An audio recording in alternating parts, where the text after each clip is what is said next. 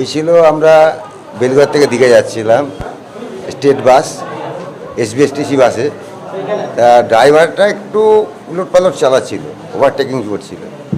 তা আমরা জাস্ট একটু চোখটার মধ্যে তখনই গুধুম করে আওয়াজ হলো, লরির সাথে মুখোমুখি অ্যাক্সিডেন্ট হলো। তো এইটুকুই, তারপর তো অবস্থা খুবই খারাপ সবারই। বাস প্যাকড আপ ছিল, হাওয়াতে প্রায় সবাই, কম বেশি। এই আপনাদের এখানে জায়গার নামটা ঠিক কি? চণ্ডীপুর। বাস লরি একদম মুখোমুখি। ড্রাইভারকে আমি টেনে বার করেছি। আমার হ্যাঁ, ড্রাইভার তলায় ফেঁসে গেছিল। তো আমি আর কন্ট্রাক্টর দুজনে মিলে বার করেছি।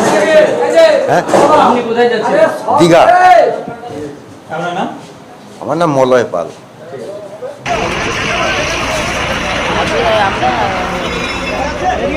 দীঘা যাচ্ছি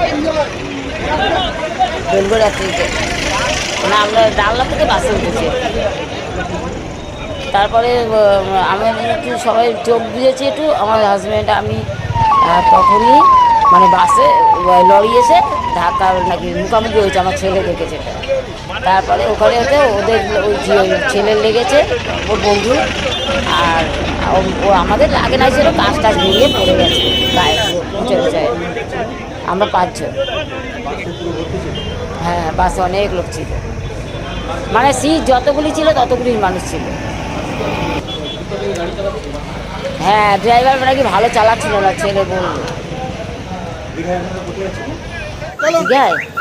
দীঘায় এতে যাচ্ছিল, ওই যে মন্দারমণি না, ওই যে হ্যাঁ জগন্নাথ মন্দির ওইখানটায়।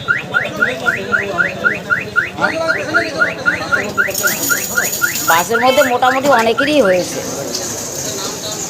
কম বেশি করে অনেকেরই হয়েছে। আমি ভর্তি হয়নি, দেখাবে বলবো। ওই যে বেরিয়ে আসছে, ওই যে বেরিয়ে আসছে, ওই যে ওর বন্ধু। হ্যাঁ, আমার বিনা পাল, বেলগড়িয়া নিমতা।